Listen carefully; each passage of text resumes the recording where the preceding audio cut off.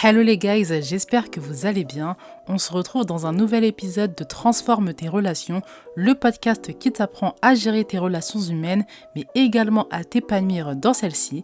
Les épisodes sont publiés tous les mercredis et dimanches à 21h, alors ajoute le podcast à ta bibliothèque pour ne manquer aucun épisode. Aujourd'hui, on aborde la question des amitiés sous l'angle des applications de rencontres. C'est un parti pris fort, mais moi personnellement, je n'utilise pas de site de rencontres d'amis. Je trouve qu'il y a plus d'inconvénients que d'avantages. Les applications de rencontres pour beaucoup, comme je l'ai mentionné dans l'épisode précédent, sont un cache-misère. C'est utilisé comme le seul moyen de créer des amitiés. Ça cache souvent une peur d'aller vers les autres, une frustration car tu es déjà allé vers les autres mais ça ne donne rien dans la vraie vie, et une fatigue parce que tu répètes le process, le mauvais process, et tu es fatigué. Il y a évidemment d'autres raisons pour lesquelles je n'utilise pas les sites de rencontres amicales, et c'est ce que j'ai envie de te partager au travers de cet épisode. Donc si tu souhaites connaître ces raisons, l'épisode est pour toi. Prends de quoi noter et installe-toi dans un lieu calme. Une fois que c'est fait, on peut commencer. Avant de commencer, comme dans tous les épisodes, les points préliminaires. Le premier point, c'est que mes DM pour la FAQ du mois de juin sont ouverts. Donc si tu as des questions par rapport à ta vie familiale, ta vie amicale ou tes relations au travail, mes DM sont ouverts pour que tu puisses me poser ta question. Je mets le lien de mes réseaux sociaux, de mes coordonnées en description. Deuxième point préliminaire sur lequel j'ai envie d'insister. Les sites de rencontres et les réseaux sociaux ne sont pas la même chose. Quand tu t'inscris sur un site de rencontre amicale, c'est expressément pour rencontrer des gens, créer du lien. Quand tu crées ton profil sur les réseaux sociaux, c'est pour toi, publier, trouver les contenus que tu aimes. Ce n'est pas la même chose. Les deux permettent de rencontrer des gens, mais ce n'est pas pareil. J'en ai fini avec les points préliminaires, on peut entrer dans le vif du sujet. Première raison pour laquelle je n'utilise pas les sites de rencontres amicaux est la suivante: les sites de rencontres amicaux sont un leurre. Oui, tu trouves des gens qui ont envie de créer des amitiés, des gens qui sont disponibles pour créer des amitiés, ils se sont inscrits pour ça. En revanche, tu ne connais pas leur définition de l'amitié, tu ne sais pas si ils veulent des amitiés profondes ou pas, tu ne sais pas s'ils sont au clair sur les 6 piliers de l'amitié, tu ne sais pas s'ils viennent avec des bonnes intentions. En fait, les sites de rencontres amicaux, ce sont des sites de rencontres. Donc tu rencontres de nouvelles personnes, mais ça ne garantit pas que tu vas créer des amitiés. Et les gens disent oui, mais si tu es sur cette application, tu vas te faire des amis. Sauf que déjà, est-ce que pour toi, être ami avec quelqu'un, c'est que sur Internet ? Est-ce que être ami avec toi, c'est simplement t'envoyer des messages? Qu'est-ce que tu considères comme de l'amitié? Et cette personne aussi. Un site de rencontre amicale ne résout pas ton problème. À la fin de la journée, c'est juste un site où tu rencontres de nouvelles personnes. Ça, dans la vraie vie, tu peux le faire, rencontrer des nouvelles personnes. C'est pas le plus compliqué. Le plus compliqué, c'est de faire le tri, cerner les gens et développer ton intelligence relationnelle. Ça, c'est quelque chose que tu peux aussi très bien faire dans la vraie vie. Et que tu vas devoir faire aussi sur les sites de rencontres amicaux. Donc en fait, ça ne règle pas ton problème. On est juste en train de le déplacer. Tu as l'impression que tu vas rencontrer beaucoup de monde. Donc forcément, parmi tous ces gens, il y aura une personne qui te ressemble. C'est peut-être vrai, mais à la fin de la journée, tu dois cerner, tu dois faire le tri, tu dois avoir du discernement. Et tout ça, ça demande de l'intelligence relationnelle. Il ne suffit pas que tu t'inscrives sur un site de rencontre amicale pour faire partir tous ces problèmes. Et malheureusement, c'est la vision des sites de rencontres amicaux. On te dit que tu vas avoir des amis. Non, tu vas avoir des partenaires de discussion, tu vas rencontrer des gens, et à partir de ça, tu vas devoir cerner, faire le tri, poser des questions et discerner. Mais tout ça, c'est de l'intelligence relationnelle. Tu peux le faire aussi dans la vraie vie et à la rigueur sur les réseaux sociaux. Mais le site de rencontre amicale te fait croire que tu vas avoir des amis, alors que c'est pas si simple que ça en réalité. Sur ces sites également, il y a la mentalité de l'euphorie. Je viens avec de l'euphorie, je veux rencontrer de nouvelles personnes, je veux sortir de la solitude rapidement, je me sens exclue, je me sens toute seule, et donc je vais sur ces sites de rencontres. On vient avec une mentalité de frustration. Des personnes frustrées ne veulent pas faire d'efforts. Des personnes frustrées ne veulent pas de la profondeur. Des personnes frustrées veulent juste avoir leur récompense rapide. elles veulent oublier toutes leurs difficultés, toutes leurs peurs. Est-ce que toi, c'est des amitiés que tu veux avec des personnes frustrées, des personnes qui ne veulent pas aller dans la profondeur, des personnes qui ne veulent plus voir leurs peurs en réalité? Il y a un écrivain sur Internet, Dan Coe, qui parle du processus de masturbation mentale. En gros, tu veux la récompense d'une victoire pour laquelle tu n'as pas travaillé. Pour les sites de rencontres amicaux, tu te dis « Ah, j'ai trouvé des amis ». Alors que tu as juste eu à t'inscrire, tu n'as pas fait le tri, tu n'as pas travaillé sur ton intelligence relationnelle, tu n'as pas cerné. Ça, c'est vraiment mental masturbation. Tu veux la victoire, tu veux la récompense, tu veux la dopamine, alors que tu n'as même pas travaillé sur cette chose-là. Tu n'as pas travaillé et en fait, c'est un leurre. On te fait croire que tu as la récompense. Tu n'as pas la récompense. Il va falloir travailler pour la récompense, mais on te fait croire, quand tu t'inscris, que ça y est, tu as déjà trouvé des amis. Et évidemment, tout le monde ne pense pas comme ça. Il y a des personnes très intelligentes, des personnes qui sont réfléchies sur ces sites de rencontres et elles savent que c'est juste un moyen de rencontrer de nouvelles personnes, mais il va falloir bosser pour créer des amitiés. Mais là, je parle de la plupart des gens. La plupart des gens qui s'inscrivent sur ces sites n'ont pas cette mentalité-là. Et toi-même aussi, si tu t'inscris là-bas, tu n'as probablement pas cette mentalité. Et ça, c'est un premier danger et une des raisons pour lesquelles je ne me suis jamais inscrit sur un site de rencontre amicale, parce que je connais la mentalité des gens et je ne veux pas de personnes frustrées dans ma vie, des personnes en colère, des personnes qui ne veulent pas bosser. On passe à la deuxième raison. La deuxième raison pour laquelle je n'utilise pas les sites de rencontres amicaux est la suivante. Il y a une difficulté à cerner les gens. Dans l'épisode Comment cerner quelqu'un, j'ai partagé différentes stratégies, comme les suivantes. Voir les comportements actuels dans la vraie vie avec les autres, évoquer le passé, voir le comportement avec toi et faire des mises en situation. Le problème des sites de rencontres amicaux, comme les réseaux sociaux, là le point est partagé, c'est la difficulté en fait à cerner quelqu'un. Tu vas faire une mise en situation à cette personne, elle peut répondre dans 2 jours. Tu connais pas la sincérité, tu ne peux pas voir si elle a menti, si elle a inventé ça de toutes pièces, tu ne peux pas voir son expression faciale, tu ne peux pas voir son body language. C'est beaucoup plus difficile. L'art de cerner quelqu'un demande que vous soyez dans la vraie vie. C'est très important. 80% de notre langage est corporel, ce n'est pas les mots. Tu loupes 80% du langage d'une personne quand tu es sur Internet en train d'écrire et au téléphone aussi. Cerner quelqu'un, c'est un pouvoir et Internet est une barrière à ton pouvoir de cerner. Si tu as une barrière à ton pouvoir, tu ne peux pas choisir des amitiés correctement. Et si tu ne peux pas choisir des amis correctement, on repart à la case départ. Tu n'as pas progressé. Les sites de rencontres amicaux peuvent être des points de départ pour créer des amitiés dans la vraie vie. Mais ces rencontres doivent s'ancrer dans la vraie vie le plus rapidement possible pour que tu puisses utiliser ton pouvoir de cerner. Si tu ne peux pas utiliser ton pouvoir de cerner, tu vas créer des amitiés qui vont finir par te décevoir. Et ça, c'est plus ce que tu veux pour ta vie. On passe à la troisième raison. La troisième raison pour laquelle je n'utilise pas les sites de rencontres amicaux est la suivante. Ça met dans une mentalité de flemmardise. La paresse, c'est quelque chose que je ne supporte pas. La paresse, déjà, en tant que chrétienne, c'est un péché. Il ne faut pas être paresseux. La paresse t'empêche de créer et maintenir des choses de valeur. Les sites de rencontres d'amis rendent flemmarde. Déjà, quand tu entres sur ce site de rencontre, quand tu t'es inscrit, avec toute ta frustration, toute ton amertume, tu commences à croire que tu as fait le maximum. Or, ce n'est que le début. Tu as la flemme de prendre des initiatives, tu as la flemme de cerner quelqu'un, tu as la flemme de travailler pour avoir des vraies amitiés. Tu penses que parce que tu t'es inscrit, tu as déjà tout gagné. Or, ce n'est que les débuts. C'est comme quand tu te maries. Faire la cérémonie du mariage, ce n'est pas une fin en soi, c'est le début de quelque chose de beaucoup plus long. Deuxième point, tu commences à être flemmarde aussi dans la vraie vie. Puisque tu rencontres des gens sur Internet, pourquoi aller vers les autres dans la vraie vie? Puisque tu rencontres des amitiés sur Internet et qu'ils s'en foutent de ton physique, pourquoi t'apprêter quand tu sors? Pourquoi prendre soin de ton apparence? Puisque tu rencontres des personnes sur Internet, pourquoi être agréable aux autres? Ça n'a pas de sens. Tu as tout sur Internet. Tu as toutes tes amitiés, tu as toute ta vie relationnelle sur Internet. Ta vie relationnelle dans la vraie vie, tu commences à t'en moquer. La facilité est un faux ami. Travaille pour avoir les choses que tu veux.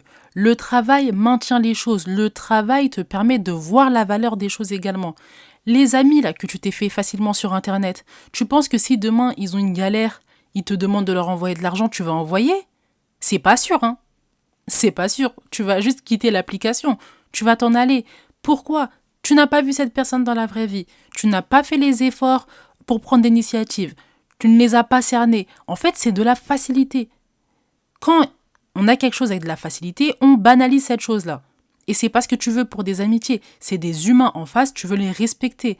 Pour respecter les piliers de l'amitié, il faut travailler. Il faut qu'il y ait de la valeur. Mais s'il n'y a pas de valeur, parce que tout est facile, comment tu fais? On est dans des fausses amitiés. Un autre point pour finir par rapport à la flemmardise, c'est le suivant. Les gens vont tellement venir à toi parce qu'ils sont frustrés, c'est la facilité, ils peuvent envoyer des messages à tout le monde, notamment les prédateurs.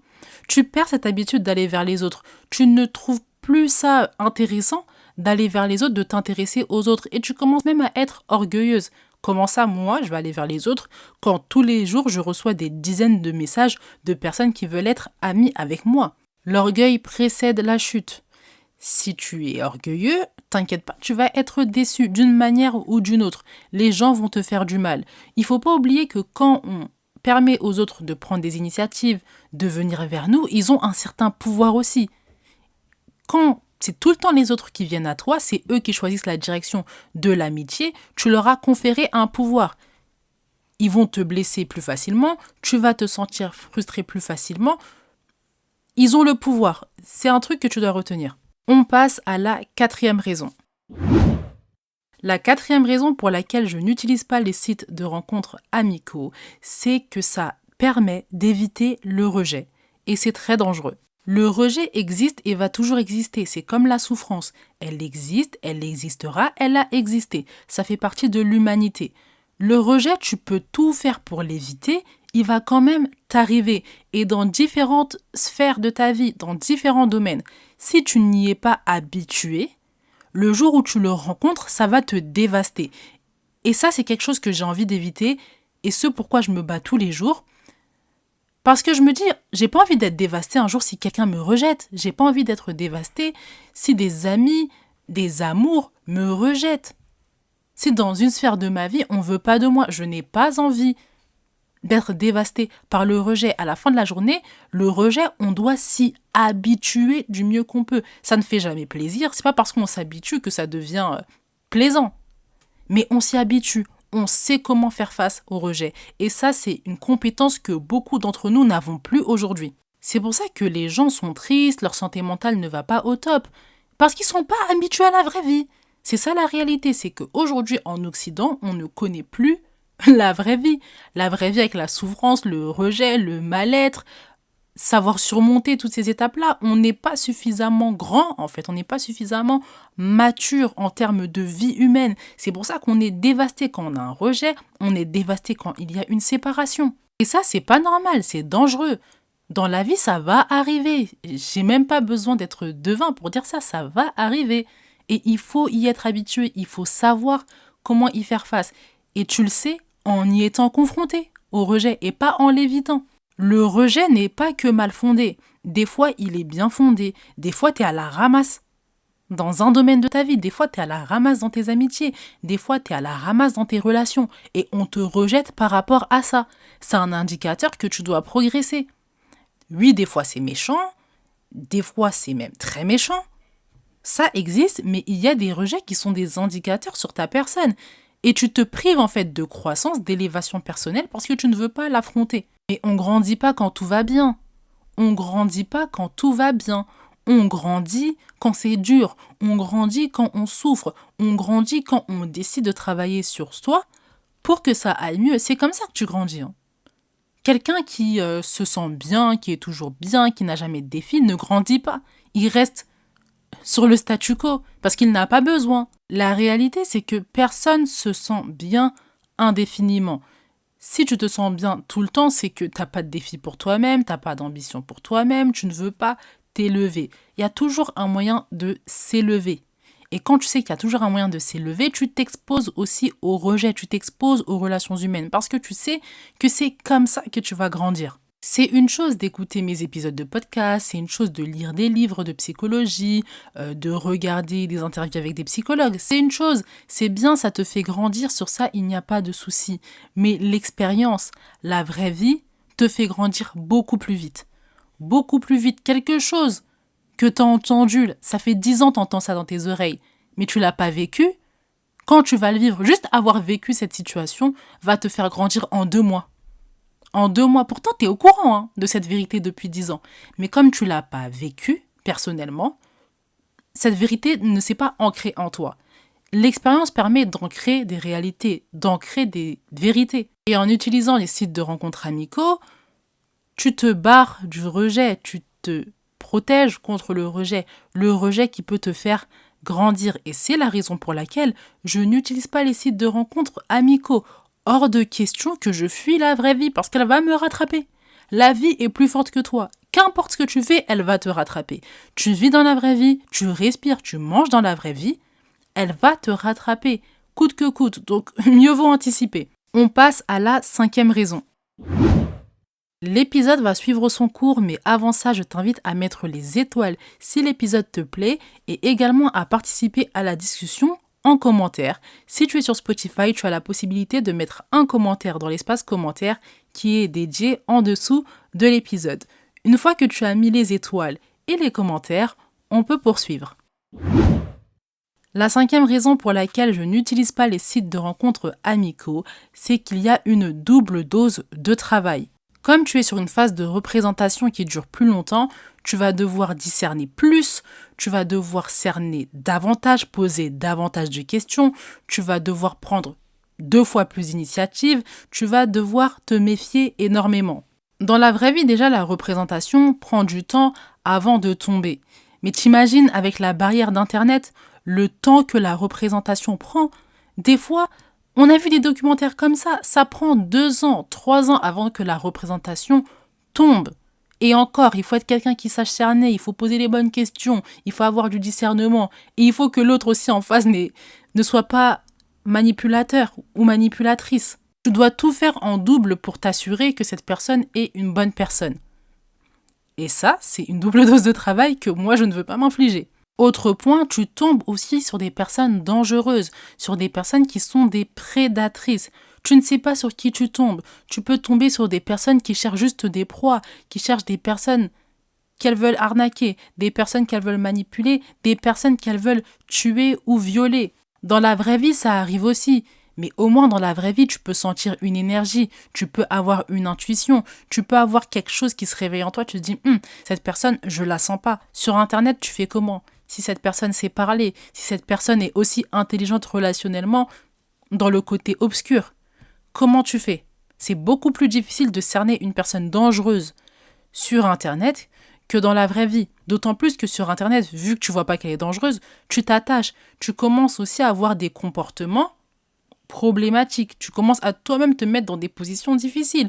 On a vu des femmes comme ça dans des documentaires envoyer des sommes astronomiques à des hommes qu'elles avaient rencontrés sur Internet. En amitié, je suis sûre que ça doit arriver aussi. J'ai pas de référence là, mais ça doit aussi arriver. Quand tu es attaché à une personne, qu'elle vient combler un manque en toi, tu commences à devenir bête aussi.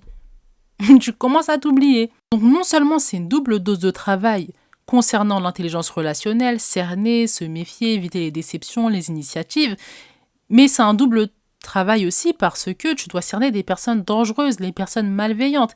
Et ça, quand tu n'as pas d'intuition, quand il n'y a pas quelque chose en toi qui te dit cette personne, je la sens pas, et que tu es confronté à de la manipulation, c'est difficile d'en sortir.